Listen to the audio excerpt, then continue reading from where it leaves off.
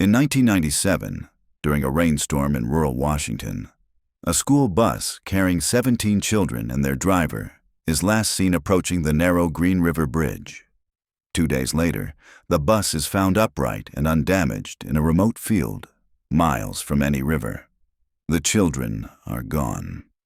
27 years later, a structural engineer discovers a hidden chamber beneath the old bridge's abutment, and inside it, evidence that reopens the case. If you want more deep-dive, cinematic true crime mysteries like this, stories with real evidence, buried secrets, and endings you'll never forget, subscribe. November 3rd, 1997. Location: Green River Bridge, King County, Washington. The rain had been falling for 3 straight days, turning the Green River into a roiling black ribbon that boiled against the narrow banks. The bridge, a single-lane steel truss built in 1946, shuddered under the force of the wind. Karen McBride gripped the bus wheel harder as she eased down the slick asphalt, the wipers barely keeping pace with the downpour.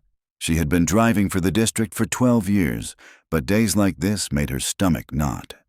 The river was mean in weather like this, fast, loud, unpredictable.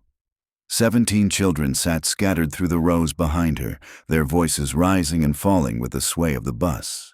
Most of them were from the outlying farms, a mix of first graders to middle schoolers, all headed toward Cedar Valley School. She knew every face, every last name. The heater clattered weakly, pumping out air that was only a degree or two warmer than the outside. Somewhere in the middle rows, a boy with a mariner's cap kept wiping his sleeve across the fogged glass, trying to see out. Karen's eyes kept flicking to the rear-view mirror. Not to the kids, but to the 2 pinpricks of light behind them. A vehicle had been following since they turned off County Road 8.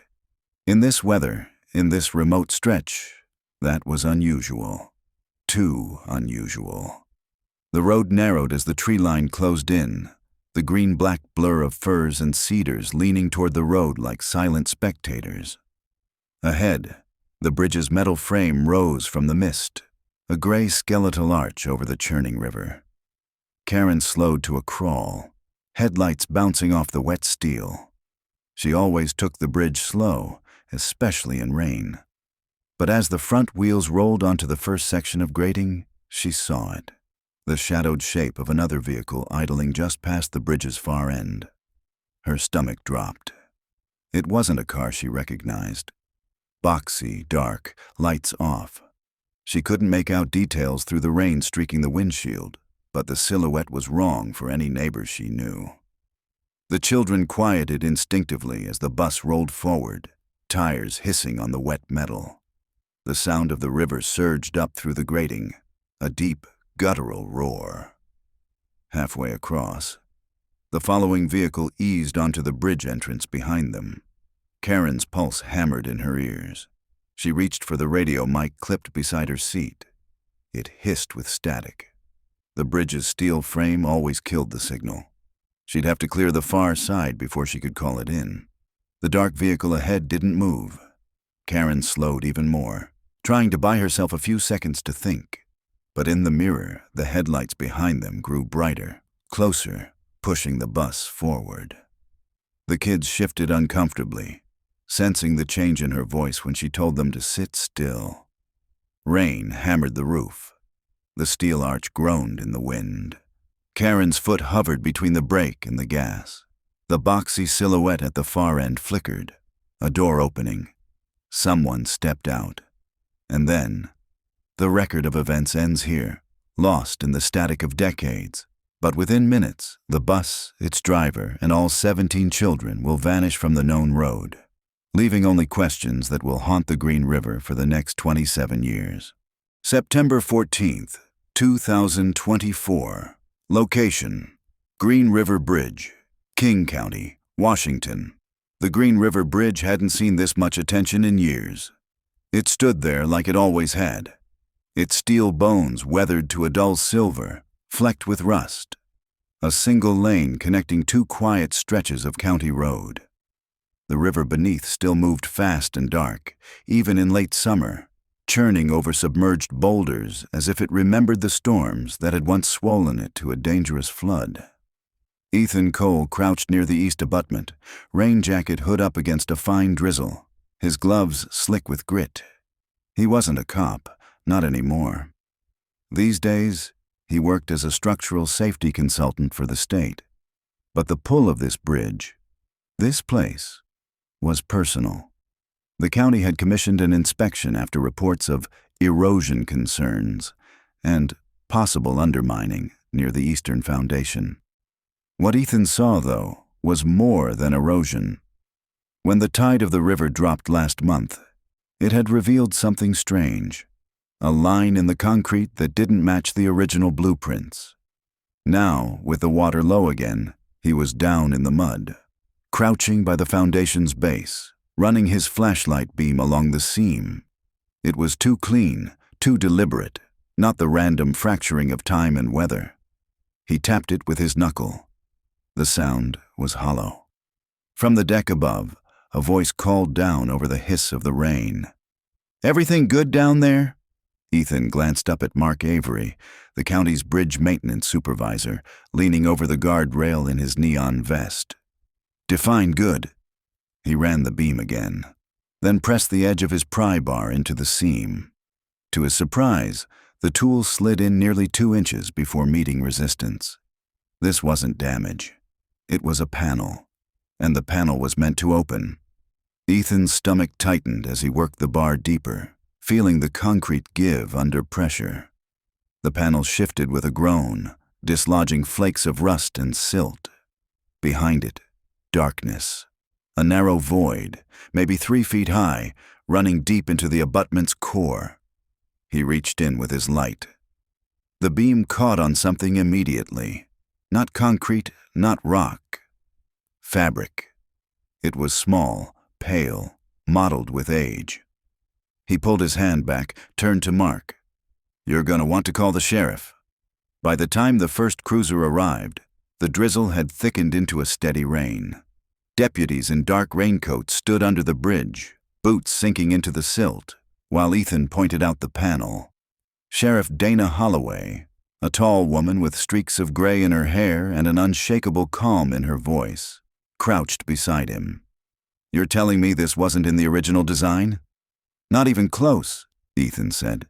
"I pulled the construction records from '46 before I came out here. This was added later." "How much later?" "Could have been the '70s, could have been the '90s. I won't know until we cut it open." Holloway peered into the void, her flashlight beam steady. "And you found fabric?" Ethan nodded. "And the air in there. It's stale, like it's been sealed for decades." The decision to open it came quickly. A work crew with a portable generator brought in a rotary saw, the scream of its blade echoing off the water. The panel fell inward with a crash, revealing the hidden cavity, an irregular tunnel, damp and cramped, with the smell of rot wafting out. The first deputy inside backed out almost immediately, pale-faced. "Ma'am, you need to see this." The chamber wasn't large, maybe the size of a small bedroom, but the contents were enough to drag the air out of the space.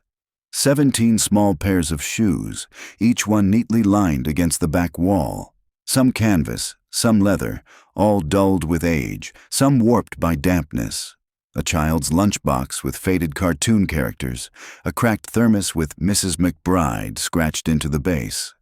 On the far wall, nailed in a crooked row, hung laminated sheets, the kind used in classrooms, with a full map of the Cedar Valley School District's 1997 bus routes.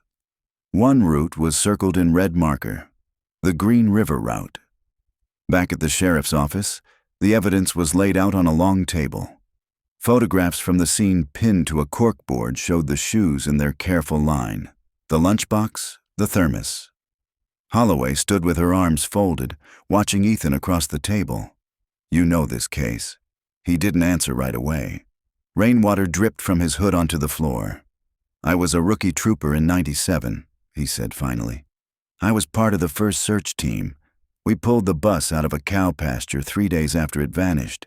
Every door shut, engine off, no kids, no driver. We scoured the Green River for wreckage before we even knew it wasn't in there." "And the bridge?" Holloway asked. He shook his head. "We never thought to look under it. By nightfall, the news had leaked.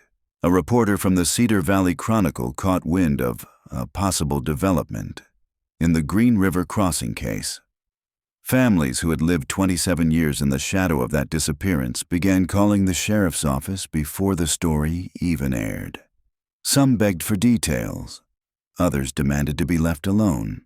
And somewhere in those calls was the name Ethan had been expecting, one of the original family members who'd never stopped insisting that the truth was buried close to the bridge. Now, it seemed, they might have been right. September 16th, 2024. Location: Cedar Valley, Washington. The parking lot of the Cedar Valley Community Center hadn't been this full in years. Minivans, pickup trucks, sedans that had seen too many winters, all packed tight, their wipers beating back a stubborn drizzle.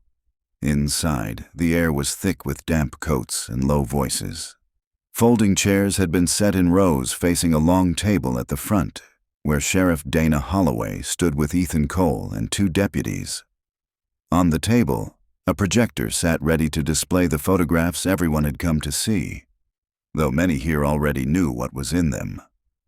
The faces in the room told their own story, a collage of 27 years of grief. Parents whose hair had gone gray in the time since the crossing, siblings who had been toddlers when the bus vanished, now grown with families of their own. A few faces were new, second spouses, adult children of the victims' parents, people who had inherited the loss. Ethan stayed near the side wall, notebook in hand. He recognized some of them instantly. Marjorie Hughes, her daughter Claire, had been 10. Marjorie had been one of the loudest voices in '97, demanding the state keep searching even after the task force scaled back. Her eyes, sharp and unyielding, found Ethan and held him for a moment before sliding away. Near the middle sat Daniel Ortega, whose twin sons were among the missing. He had aged heavily, his broad shoulders now stooped, a cane resting against his leg. Ethan remembered the man from the riverbanks, combing the mud with a rake in the days after the disappearance. And at the very back, almost blending into the shadows, was Laura McBride, Karen's younger sister. She had been only 19 when her sister, the driver, vanished with the bus. Laura hadn't spoken to reporters in years, but now she was here, arms crossed tightly, her gaze locked on the projector screen. When Holloway began, she didn't waste words.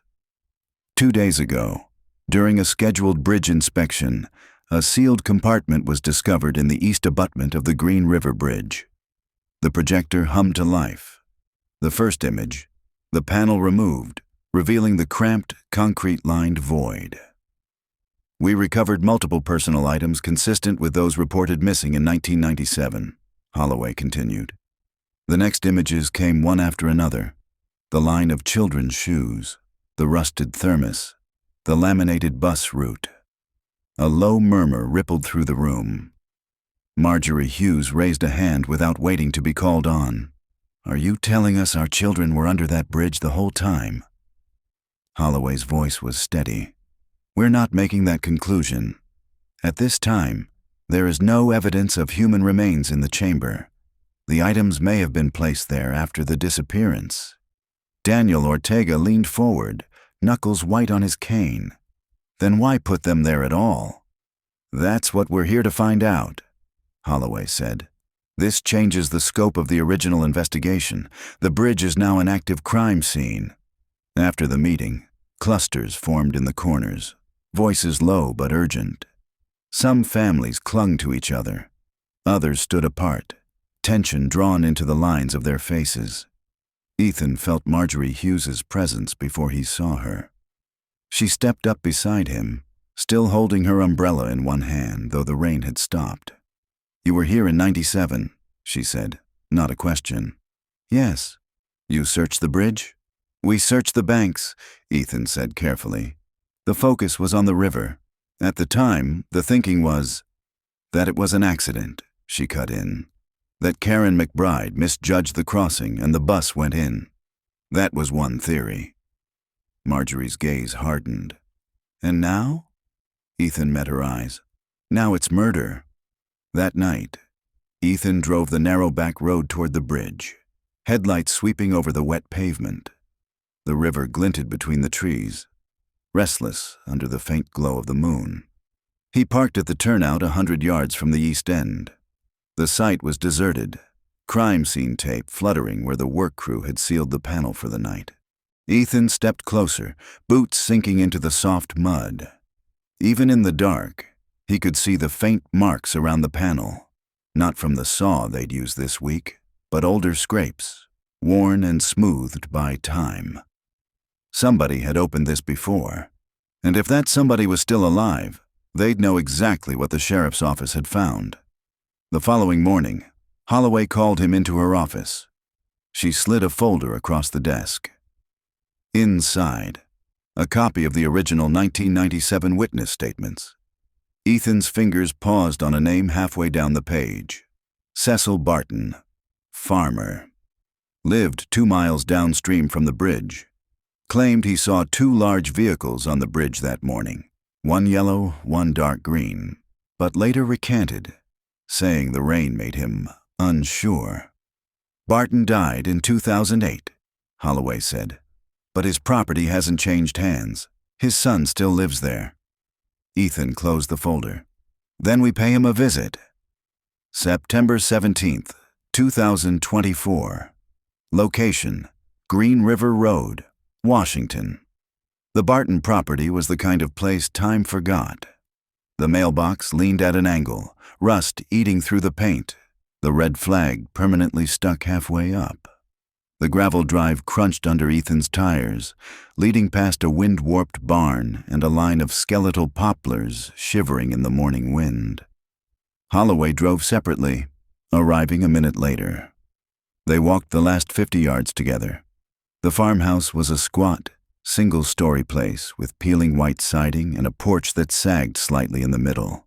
A lone dog, something old and hound-shaped, lay in a patch of sunlight, watching them with cloudy eyes. A man stepped out before they reached the steps. Tall, raw-boned, maybe mid-50s, with a sharp jawline and sun-creased skin. His hair was more silver than brown, cut close against his head. "Sheriff," he said, nodding to Holloway. "You too?" His gaze flicked to Ethan, unreadable. "This is Ethan Cole," Holloway said. "He was part of the original investigation in 1997. We're here to ask a few questions about your father's statement." The man's jaw worked slowly. "That was a long time ago." "His name came up in the re-examination of the case files," Holloway said. "You mind if we talk inside?" He hesitated. "I mind. We can talk out here." Ethan flipped open his notebook. "Your father told investigators he saw 2 vehicles on the bridge the morning the bus disappeared. One was yellow, likely the bus. The other, dark green." The man's mouth twitched. "He was mistaken." "Funny thing," Ethan said. "He retracted that statement a few days later. Said the rain made him unsure. But the weather logs show it didn't start raining until nearly an hour after the bus crossed that way." Silence stretched. The hound raised its head, ears flicking at a crow calling in the distance. Finally, the man said, "My dad saw things he shouldn't have." He knew it. And knowing it didn't do him any good. "What kind of things?" Holloway pressed. He looked past them toward the bridge, barely visible between the trees. "He told me he saw the bus stop in the middle of the span. Doors opened, kids looking out the windows like they didn't understand what was going on. Then a man, not the driver, stepped up into the doorway. Ethan felt the air shift between them. Not the driver? Tall, wore a raincoat even though it wasn't raining. My dad didn't see his face, but he saw the other vehicle. Green. Looked like one of those old county utility trucks. Holloway's voice was careful. Why didn't your father tell us that in '97? The man's gaze hardened. Because the next night somebody shot out the floodlight on our barn. No note, no visit, just the light, gone. My dad took it as a warning. Said if he talked more, we'd end up in the river too. Ethan's pencil hovered above the page. Did he say who might have been behind it? The man shook his head. Didn't have to. This town's always had a way of protecting its own. Whoever did it was from here. They left with more questions than answers. Back at the sheriff's SUV, Holloway leaned against the door, arms crossed. That green truck detail was never in the original report, which means the recantation worked. Or someone made sure it did, Ethan said. He stared back at the farmhouse. The man had already gone inside, door shut tight. That evening, Ethan spread the 1997 case file across his kitchen table. The list of local county utility drivers from that year was only 2 pages long. One name was underlined in red ink, not his doing. Henry Lowell. Employed by the county from 1985 to 2002. Retired early after a back injury. Lived less than 5 miles from the bridge. There was a photocopy of Lowell's driver's license in the file. Thin face, narrow eyes, hairline already receding. Ethan remembered him vaguely. One of the locals who'd shown up to help search the riverbanks. But why underline his name? And who had done it? Done. At 11:42 p.m., Ethan's phone buzzed. Unknown number. He answered. At first, nothing. Just the faint hiss of an open line. Then a voice. Low, rasping, male. You're digging in the wrong place. Who is this? Ethan said. Leave the bridge alone, or you'll see what those kids saw. The line went dead. Ethan sat there, phone still in hand, staring at the dark window across the kitchen. Outside, beyond the faint reflection of his own face, the night pressed in, deep and silent. September 20th, 2024. Location, King County Records Office, Washington. The county records building was a relic. Squat, brick, and dim inside. The kind of place where the air smelled faintly of dust and copy toner. Ethan signed in at the front desk, Holloway trailing behind him. They'd come to dig into one name, Henry Lowell. The clerk, a short woman with horn-rimmed glasses, retrieved a thick binder from the shelving behind her. Employee logs, 1990 through 2000, she said. Don't dog-ear them. At a table under buzzing fluorescent light, Ethan flipped to 1997. There it was. Lowell, Henry A., listed as a maintenance operator assigned to the North Sector. North Sector covers the bridge, Holloway murmured. Below that was a vehicle assignment sheet. In neat block letters, Vehicle 214-1976 Ford County Service Truck, green. Ethan took a slow breath. That's our truck. They found an address in an old property tax file, a rural parcel off County Road 9. Lowell had sold it in 2003, a year after leaving the job. The buyer was an LLC with no listed contact. What's the bet this guy's dead? Holloway said. Or living somewhere with no neighbors, Ethan replied. By afternoon, they were on the road. The property lay behind a rusted gate chained shut, a faded no trespassing sign swinging in the wind. Beyond the gate, the gravel lane disappeared into a dense stand of alder and pine. They hiked the half-mile in silence. The air smelled damp, almost metallic. The house at the end was a collapsed shell, roof caved in, siding half-rotted. But off to the side, under a lean-to shed, sat a shape under a heavy tarp. Ethan tugged the corner free. A truck. Faded green paint. County seal still faintly visible on the door. The license plate was gone, but the rust pattern matched the maintenance photos in the file. Holloway leaned in, peering through the grimy driver's side window. Keys are in it. Ethan pulled a handkerchief from his pocket, used it to open the door. The hinges groaned. Inside, the air was stale. Oil, mildew, and something else, faint but sharp. He looked down. The floor mat on the passenger side was stained dark. Not fresh, but the edges had that brown-black halo that blood gets when it's old. "Bag it," Holloway said. Ethan retrieved a field evidence kit from his backpack, snipping a section of the mat into a paper envelope. When he slid the envelope into the evidence pouch, his hands felt colder than they should have. "Let's check the bed," Holloway said. They walked around back. Under a second tarp lay wooden crates. Ethan pried one open. Inside, stacked neatly, were canvas sacks, the kind used for sand or gravel. But the first one he touched wasn't full of grit. It had weight, but soft. He slit the seam. Children's shoes spilled out. Neither of them spoke for a long moment. The wind rattled the tarp against the truck's side, the sound sharp as teeth on glass. 17 missing kids, Holloway said quietly. And this guy's got a box of shoes. They photographed the find from every angle, bagged the crate, then recovered the truck. As they hiked back to the gate, Holloway's radio crackled. "Dispatch. Sheriff? We got movement on that phone trace you asked for."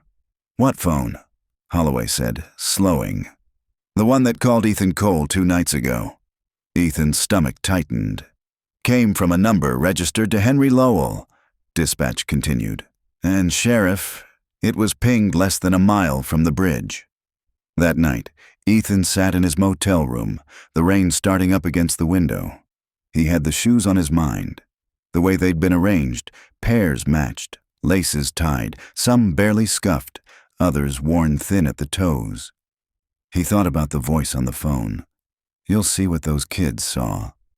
And he thought about the bridge, the way it seemed to hold the past like something sunk and waiting. The knock came at 2:14 a.m., 3 slow raps. He moved to the door, keeping quiet. Through the peephole, nothing. When he opened it, there was no one in the hallway, just a small cardboard box on the mat. Inside, resting on a bed of crumpled newspaper, was a single child's shoe. Wet. September 21st, 2024. Location: Green River Crossing, Washington.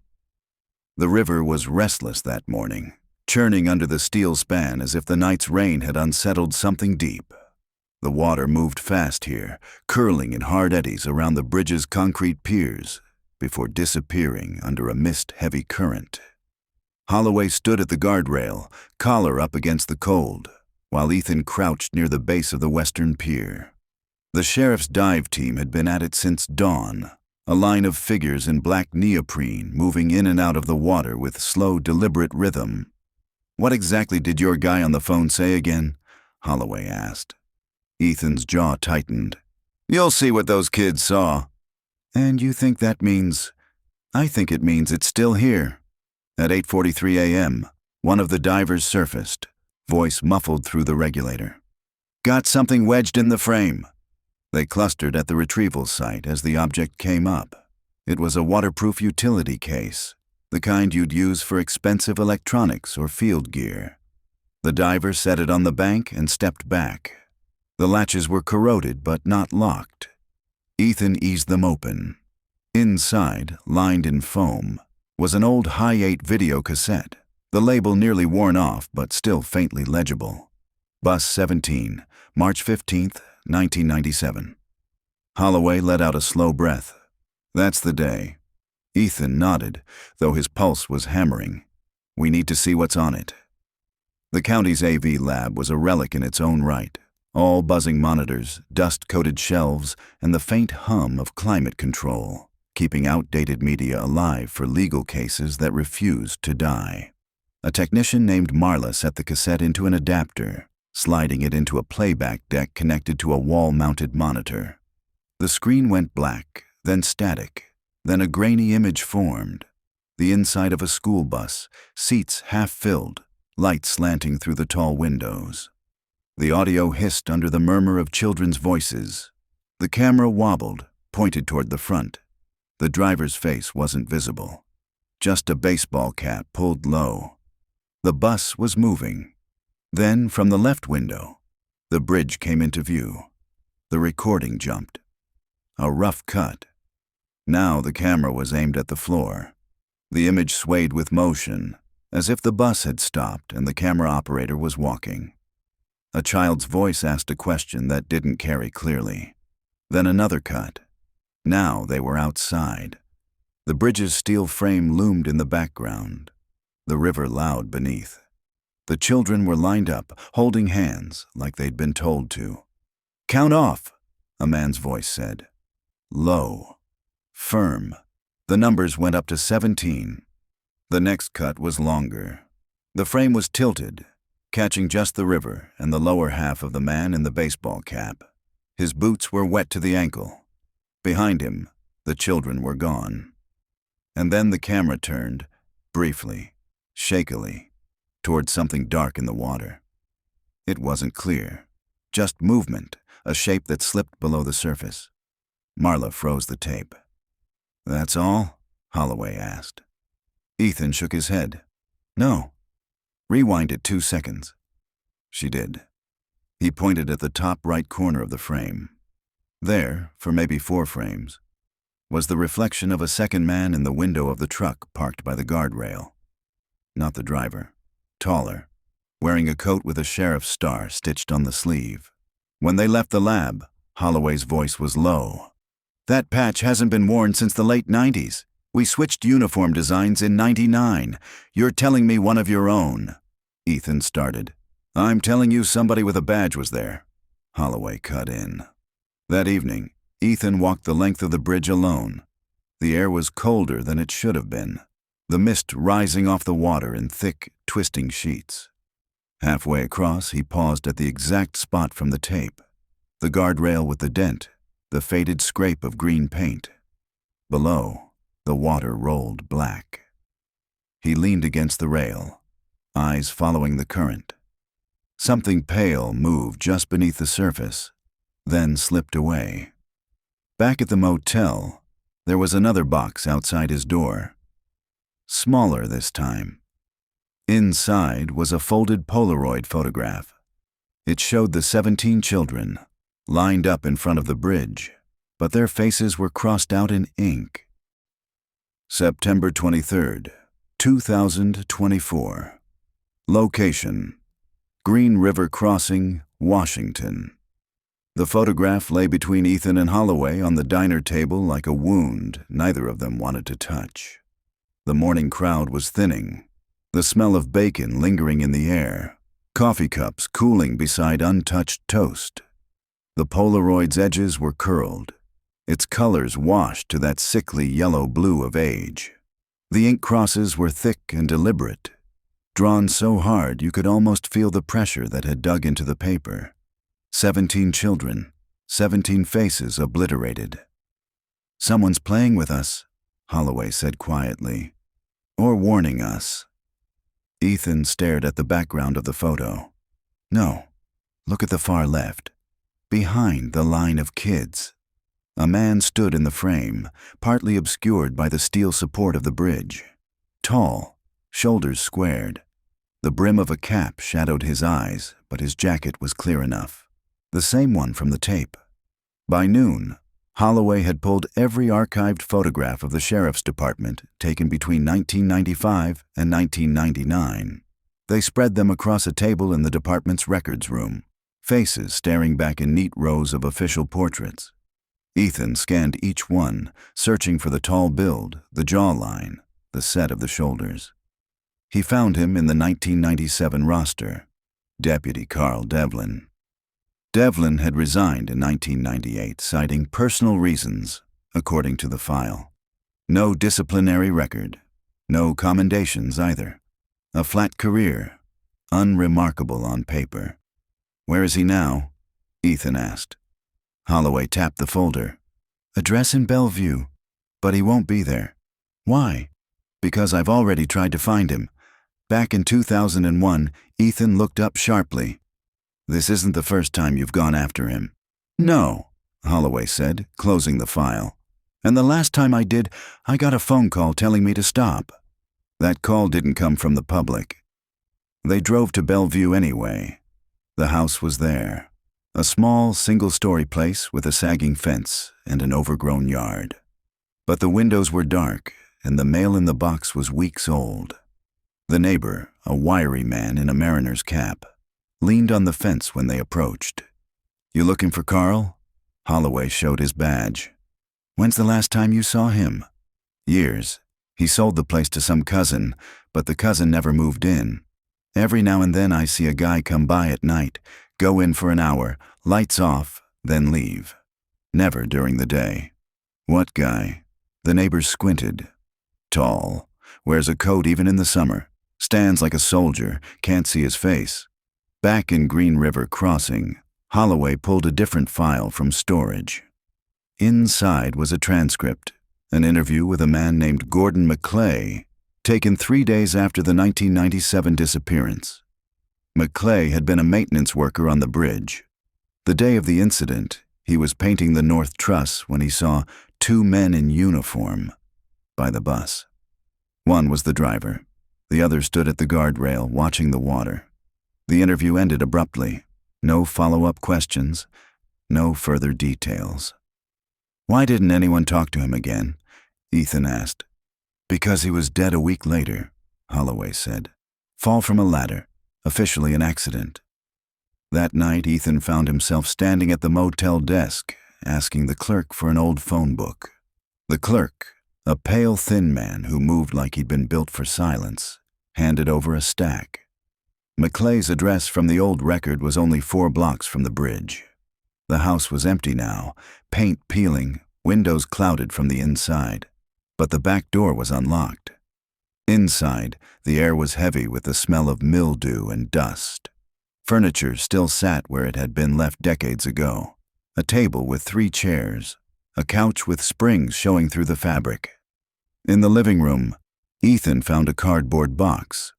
Inside were photographs, Polaroids mostly, of the bridge at different times of year. Snow, spring floods, summer sunsets, and 1 photograph of the bus. The date was March 15th, 1997.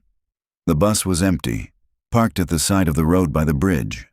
Standing in front of it was Devlin, and beside him, a man Ethan had never seen before. But he recognized the coat. When Ethan brought the photo to Holloway, she stared at it for a long time before speaking. "That's not a uniform coat," she said finally. "That's a prison transport jacket." Ethan felt a slow, cold weight settle in his chest. "Meaning what?" "Meaning Devlin wasn't the only one out there that day," Holloway said. "And whoever that other man was, he didn't walk away from Green River Crossing by accident." 2 days later, the lab called. They'd lifted a partial fingerprint from the edge of the Polaroid sent to Ethan's motel room.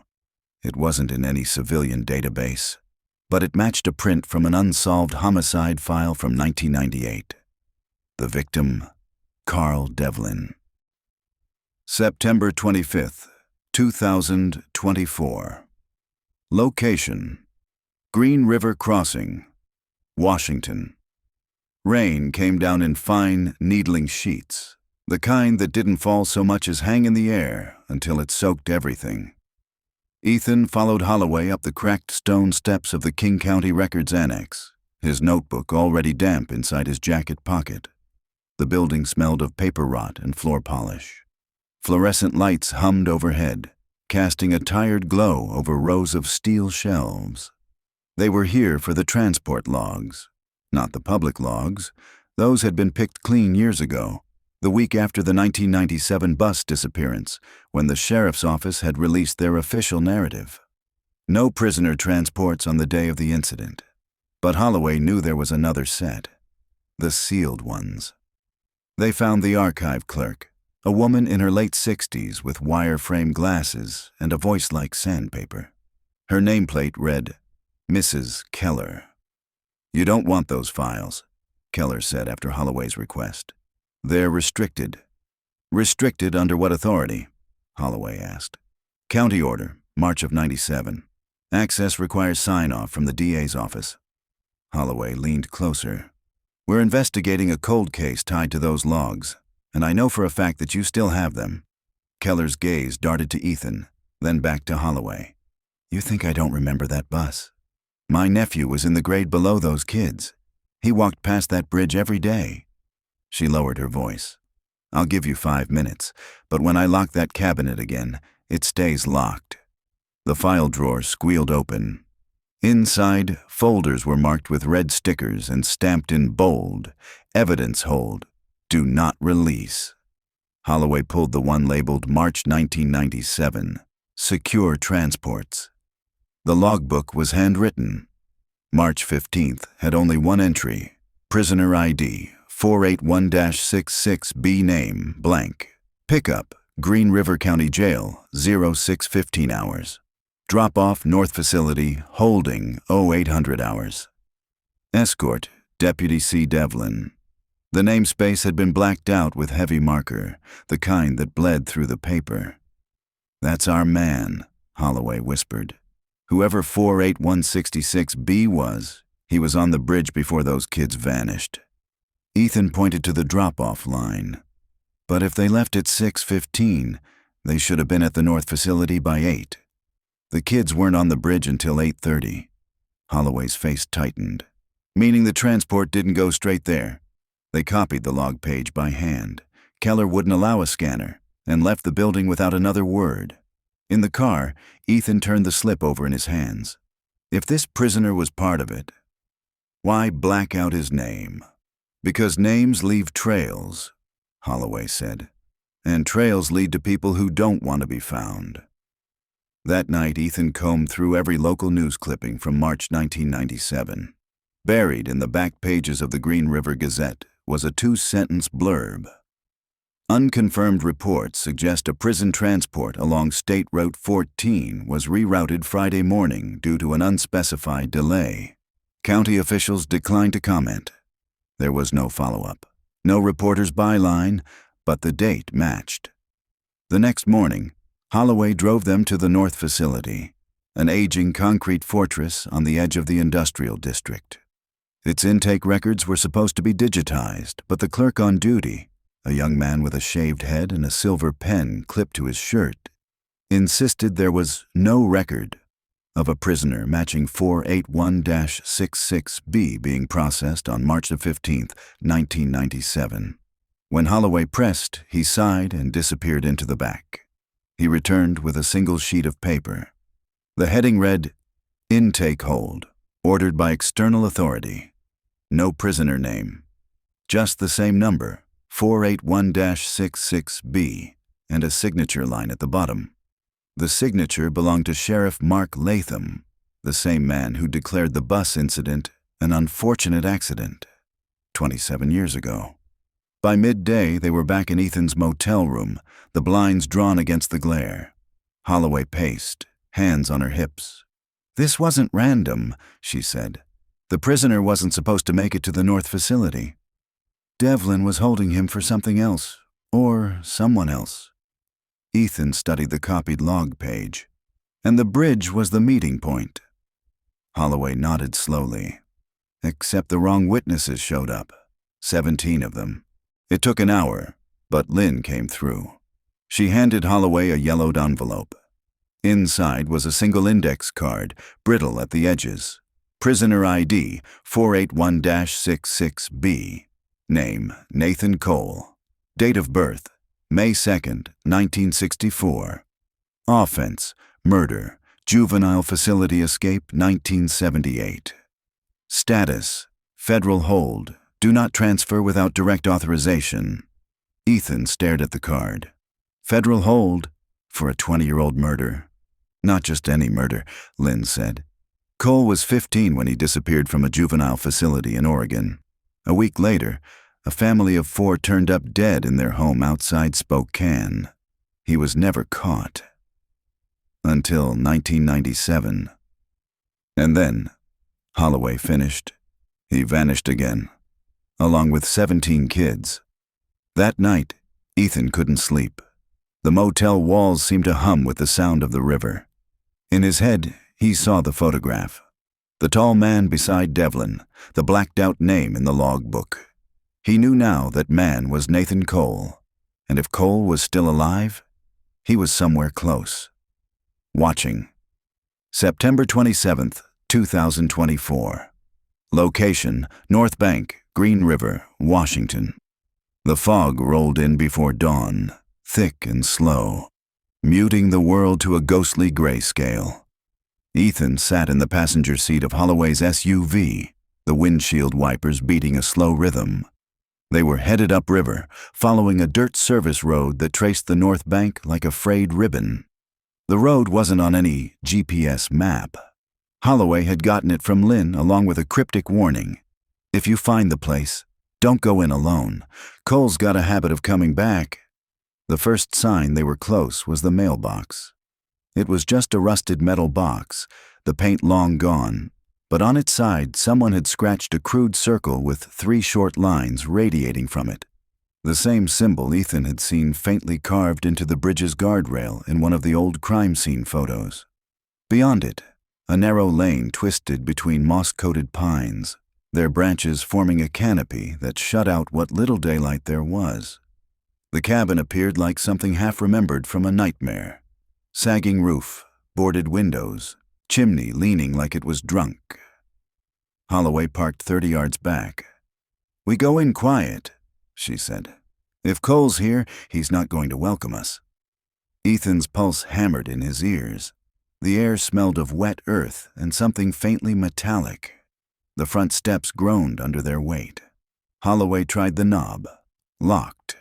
She motioned to the side, and they circled around to the back, where a warped door hung crooked on its hinges. Inside, the air was damp and stale. Dust motes hung in the beam of Holloway's flashlight. The main room was sparse. A table, a single chair, a wood stove cold with ash. But there were signs someone had been here recently. A coffee mug with a ring of dark residue, a half-empty box of crackers, a wool blanket draped over the chair. And on the far wall, above the stove, another carved symbol. The same circle with 3 lines. They found the bedroom down a short hall. The bed was unmade, the mattress sunken in the middle. A duffel bag sat open on the floor, containing a change of clothes, a flashlight, and a battered copy of The Adventures of Tom Sawyer. Ethan picked it up. The inside cover had a name scrawled in faded ink, Jeremy D. It hit him like a gut punch. Jeremy Dawson had been one of the 17 kids on the bus. The book's pages had been hollowed out, and inside was a folded Polaroid. It showed a boy, maybe 12, standing on the bridge in early morning light. His hands were bound in front of him. Behind him stood Nathan Cole. They heard the sound at the same time, the faint crunch of leaves outside. Holloway's hand went to her sidearm. She motioned for Ethan to stay put. The footsteps stopped just beyond the window. A shadow moved, tall, narrow-shouldered, head tilted like he was listening. Then the sound of retreating steps. Holloway eased to the back door and glanced outside. Nothing but fog and trees. She shut the door, jaw tight. He's been here, maybe still is. In the corner of the bedroom was a small padlocked trunk. Holloway crouched, pulling a multi-tool from her pocket. The lock gave with a metallic snap. Inside were notebooks, cheap spiral-bound ones, their covers warped from damp. Ethan flipped open the top one. The handwriting was cramped, almost manic. Dates and place names filled the margins, each paired with initials. Some were crossed out. March 15th, 1997 had its own page. Beneath the date were 17 sets of initials, all matching the names of the missing kids. Next to each was a time. But 3 of the times had been erased so hard the paper was torn through. They took photos of every page before putting the notebooks back. Holloway closed the trunk, but left it unlocked. "This isn't a hideout," she said. "It's a drop point. Somewhere Cole comes back to, maybe to keep track." Ethan's stomach turned. "Keep track of what?" Her eyes met his. "Who's still alive?" By the time they got back to the SUV, the fog was lifting. The river came into view, wide and green-gray, churning around slick boulders. Ethan thought about the initials in the notebook, about the erased times. 3 of them. If those meant what he thought they did, then 3 kids had been kept alive after that morning. And if Cole was still coming back here, maybe 1 still was. That night, Ethan laid the Polaroid on the motel desk, staring at the bound boy's face. There was no way to tell if Jeremy Dawson had survived after the photo was taken, but Cole had kept the picture, which meant it mattered to him, which meant it mattered to find out why. September 28, 2024. Location: Riverside Motel, Clearwater, Washington. The motel room smelled faintly of bleach and cigarette smoke, an uneasy blend that clung to the curtains and the thin bedspread. Ethan sat cross-legged on the floor, the Polaroid of Jeremy Dawson on the carpet in front of him. Holloway was hunched over her laptop at the small desk, her glasses sliding down her nose. On the screen, scanned copies of the spiral notebook pages glowed under the dim desk lamp. The initials stared back at them. 17 sets. 3 had been so violently erased the paper tore, leaving ragged white wounds in the page. "We need to know who these 3 are," Ethan said. His voice was quieter than he meant, as if speaking too loud might make the names vanish for good. Holloway's fingers tapped the table. "Cross-reference. We match the other 14 initials to the bus roster, then whatever's left is our missing 3. She nodded. It took them an hour. 14 matches lined up neatly. The bus driver, Martin Vega, plus 13 of the children. That left them with KPLHBR. Ethan leaned back against the wall. They weren't crossed out, just erased. Holloway's eyes narrowed. And that's the part I can't stop thinking about. In a log like this, you erase when something changes, when you don't want the old record to exist anymore. She pulled a binder from her bag, a thick, battered thing with tabs sticking out at odd angles. These are every missing child in Washington, Idaho, and Oregon from 1997 to 2004 who hasn't been found, she said.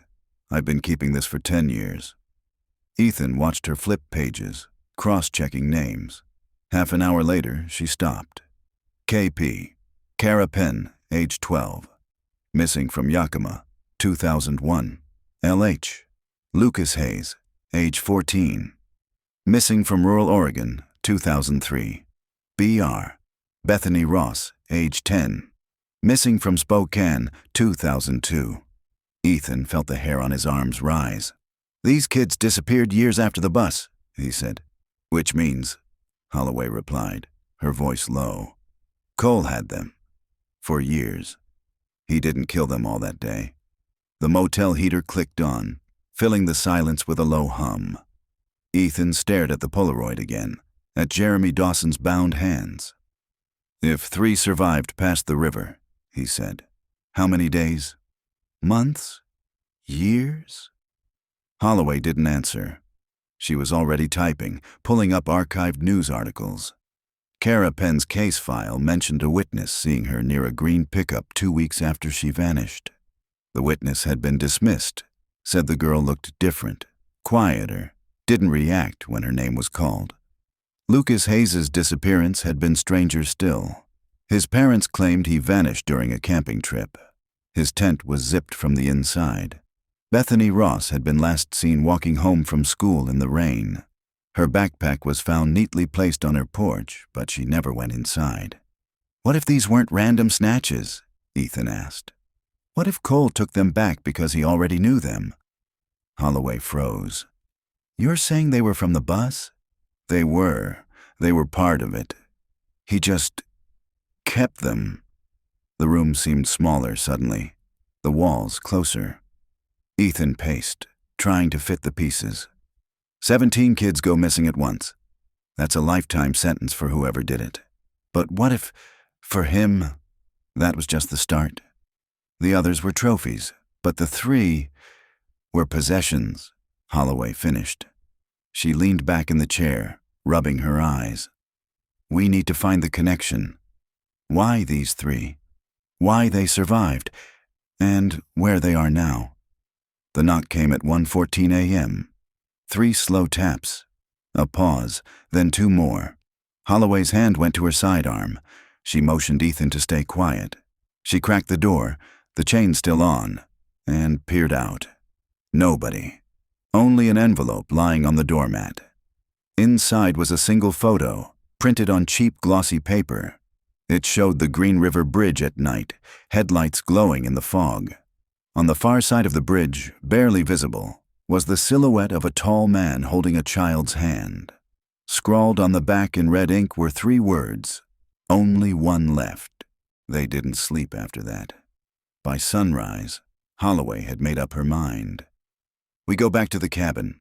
Whoever dropped that off knows we're here. If Cole's using it as a meeting point, we wait for him." Ethan's chest tightened. "You're saying we use ourselves as bait?" She didn't look at him when she answered. "I'm saying it's the only way to find the one that's still alive." September 29th, 2024. Location: Green River Cabin, Clearwater, Washington. The cabin looked different at dawn. No shadows pooling under the eaves, no blue wash of moonlight on the wet boards, just the blunt gray of early morning pressing against the tree line. Holloway parked the Jeep half a mile back, out of sight. The two of them hiked in through waist-high grass, the frost soaking their jeans from the knees down. Ethan could feel the river long before he heard it, the damp air clinging to his skin, the smell of silt and pine needles. "Windows first," Holloway murmured. They circled the cabin, keeping low. Inside, it looked like it had when they left. A single overturned chair, dust motes floating in the beam of weak sunlight, the trap door still sealed shut in the center of the floor. No movement. But something was different. A coffee mug sat on the counter, steam still curling from the rim. They didn't speak. Holloway's hand flicked in a signal, and Ethan eased the back door open. The hinges groaned. Inside, the floorboards felt colder than before, as if the cabin's walls had been holding in someone else's breath. He glanced at the trap door. The padlock was gone. Holloway caught it too. She moved in slow, keeping her back to the wall, and nudged it open with the toe of her boot. The stairs yawned downward into darkness. The first smell that hit them was damp cloth, then rust, then something worse, sweet and heavy, like fruit left too long in the sun.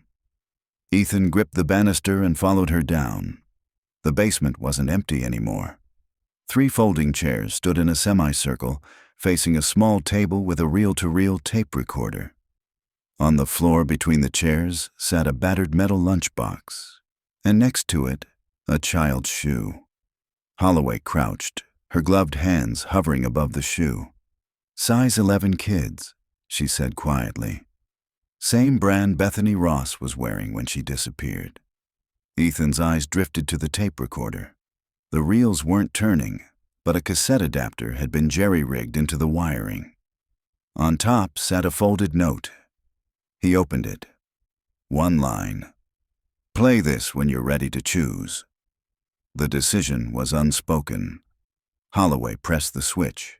Static first, then a man's voice.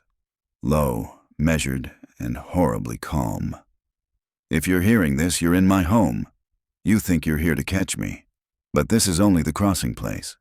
17 entered the water. 16 did not walk away. 1 did. I've kept her safe for 23 years. She calls me father now. You will see her if you can prove you deserve to." Ethan felt his stomach tighten. The voice paused, then returned. "Tonight, midnight, the bridge." The tape clicked off. Holloway stood perfectly still, her eyes fixed on the recorder. "He wants us to come to him." Ethan swallowed. "Or he wants us gone from here while someone else comes through." The sound of a door upstairs made both of them freeze. They moved fast, taking opposite sides of the basement door. Footsteps, slow, deliberate, crossed the cabin floor above them. The creak of a chair leg dragging.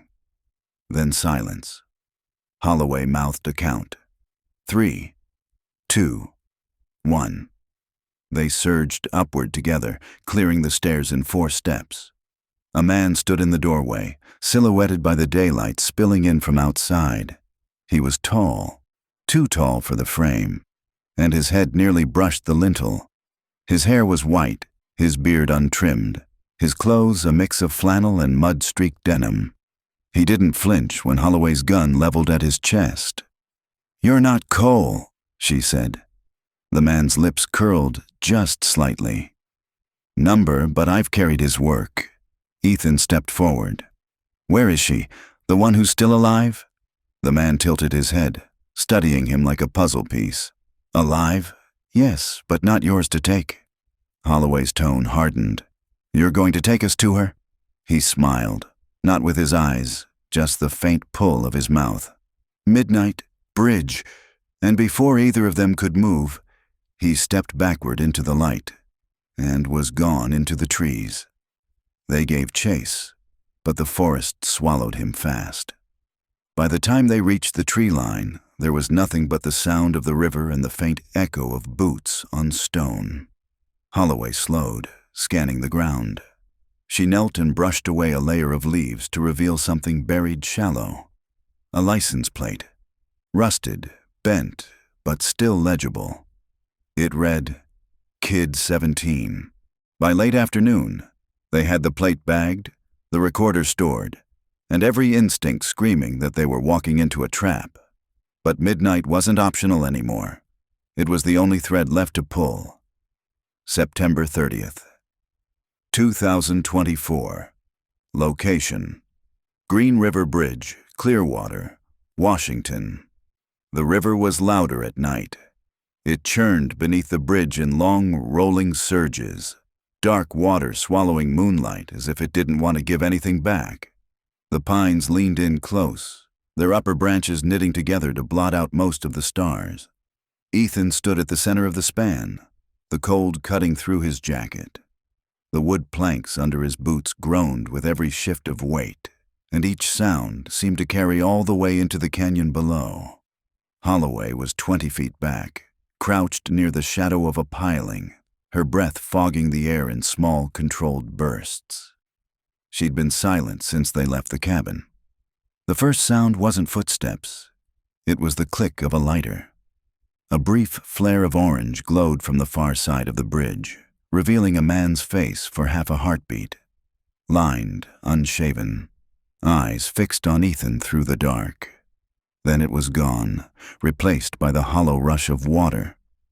"Cole, I thought you'd come alone," his voice called. Ethan didn't move. "You thought wrong." Cole stepped forward, his boots making no sound on the boards. In the pale wash of moonlight, Ethan saw he was carrying something, a narrow cloth-wrapped bundle about 2 feet long. "You're looking for her," Cole said. "The girl. She's not the girl you think she is." Holloway rose from her crouch, gun steady. "Where is she?" Cole didn't look at her. His eyes stayed on Ethan, unblinking. "I could take you to her, but once you see, you'll wish you hadn't." Ethan felt his pulse pick up. "You kept her for 23 years. "I kept her safe," Cole corrected. "From the river, from the others." "The others?" Holloway's tone sharpened. Cole took another step, the boards sighing under his weight. "There were 17. I was not the first to take them, and I was not the last. The river is a mouth detective. It eats what we feed it." He dropped the bundle on the boards between them. The cloth unfurled to reveal a single item, a child's life jacket, frayed and stiff with age, the name Bethany written in faded marker across the back. Ethan's chest tightened. "She was wearing this when she—" "Yes," Cole cut in. "And she's still wearing it now." The image hit him. A grown woman, still in a child's life jacket, frozen in time. Cole tilted his head. "She doesn't remember your world. She remembers mine, and if I give her back, she'll break. People like you don't understand how deep the water runs." Holloway stepped forward, closing the gap. "We understand enough to know you've kept her prisoner." Cole's mouth twitched. "Prisoners have locks. She has a choice." From somewhere downstream, a single sharp whistle cut through the night. Cole turned toward the sound. "That's the signal," he said quietly. "She's waiting, but the river is high tonight. You'll have to cross the old ford to reach her. If you make it, she's yours." "And if we don't?" Ethan asked. Cole smiled faintly. "Then she stays mine." Holloway's finger tightened on the trigger. "You're coming with us." But Cole stepped backward, one pace, then another, until his boots met the railing, and before either of them could move, he tipped over the side. The splash came a second later, swallowed almost instantly by the roar of the current. They rushed to the edge, flashlights cutting across the black water, but there was nothing. No ripples, no movement, no body. Just the endless sweep of the Green River under the moon. Holloway's voice was flat. "We go to the ford." Ethan stared into the dark another moment before turning. The bundle with the life jacket lay at his feet. He picked it up. The fabric smelled of river mud and cedar. By the time they reached the old ford, the air had turned to ice in their lungs. The crossing was little more than a stretch of shallow stones, slick with moss, the water rushing past fast enough to pull a grown man off his feet. Halfway across, Ethan's boot slipped. The cold hit him like a punch, but Holloway's hand closed around his arm, dragging him upright. On the far bank, the forest was darker, thicker, and the path forward was little more than a deer trail winding between the trunks. They heard her before they saw her. A low, tuneless humming, drifting through the trees, and then she was there, standing in a small clearing, barefoot, hair matted, the bright orange of the life jacket almost glowing against her pale skin. She looked 30, maybe older, but her eyes were those of a child. "Bethany," Ethan breathed. Her humming stopped. She tilted her head, studying him as though he were some rare, unfamiliar animal. "Did he send you?" she asked softly. Ethan took a step forward, but she moved back.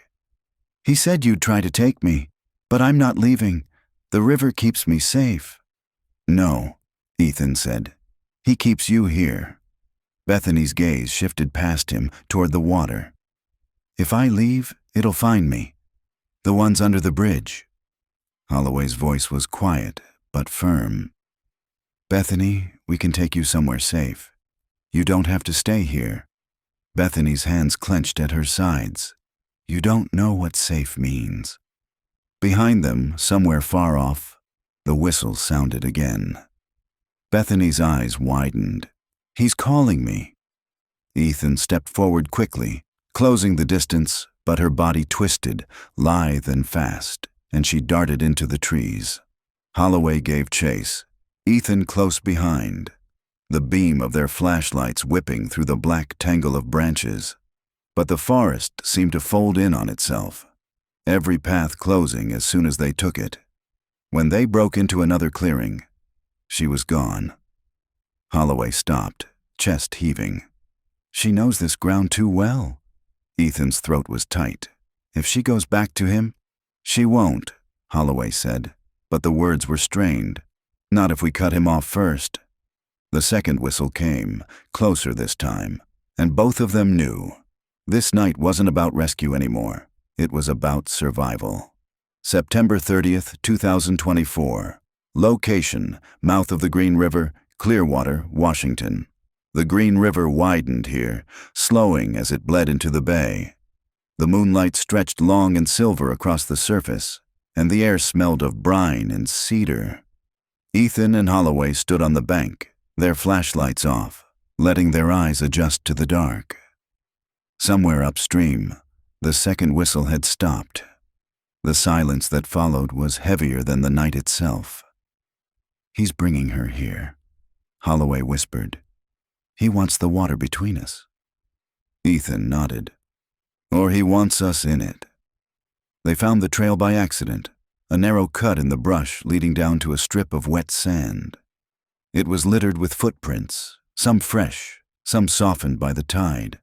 Halfway down, Ethan stopped. Among the prints was a single bare foot, smaller than the rest, toes digging deep into the sand as though the person had been resisting. Bethany. At the end of the trail, the sand opened to a small inlet. A rowboat bobbed in the shallows. The rope tether wound around a driftwood stump. Cole stood beside it, his back to them. Bethany was already in the boat, knees pulled up, the bright orange life jacket stark in the moonlight. "You don't have to go," Ethan called. Cole didn't turn. "She's been with me longer than she was ever with you. She knows the river. You know nothing." Bethany's eyes flickered toward Ethan, then back to Cole. Holloway stepped forward. "You step into that boat, Cole, and you're not coming back." Cole gave a small, sharp laugh. "That's the point." The tide surged in, water swirling around their boots. Ethan took another step. "Bethany," he said, keeping his voice steady. "Look at me." She did. "You were 7 years old the day the bus went into the river. You had a birthday cake waiting for you at home. You had friends. You had a life. That's still yours if you want it." Her brow furrowed, as though she was trying to pull the memory from deep water. Cole's hand tightened on the oar. "Don't listen to him. That world is gone." Bethany's voice was small. "You said the others would find me." "They will," Cole said, "unless you stay with me." Ethan's throat felt raw. "The others are gone, Bethany. You're the only one left. Let us take you home." The current rocked the boat. Bethany's hands gripped the gunwales. Holloway's voice cut through the air. "Bethany, choose now." For a moment, everything froze. The boat, the water, the air itself. And then Bethany moved. She stepped over the side into the shallows, water splashing around her legs. Cole's eyes went wide. "No." Holloway was already on him. The struggle was brief but brutal, both of them crashing into the water. The current dragged them downstream, twisting and pulling. Ethan grabbed Bethany, pulling her toward shore. She stumbled, shivering, her breath coming in sharp bursts. When he looked back, the boat was drifting empty. Holloway stood in the water chest deep, scanning the surface. Cole was gone, swallowed by the river without a sound. They waded to shore, Holloway gripping Ethan's arm. "He's not coming back," she said. Ethan glanced at Bethany. "Neither is she, not the way she was." They led her up the trail, away from the water. At the top of the bluff, Bethany stopped and turned back toward the river. "What happens now?" she asked. "You live," Ethan said. Her eyes lingered on the dark water. "The river's still hungry." Holloway touched her shoulder.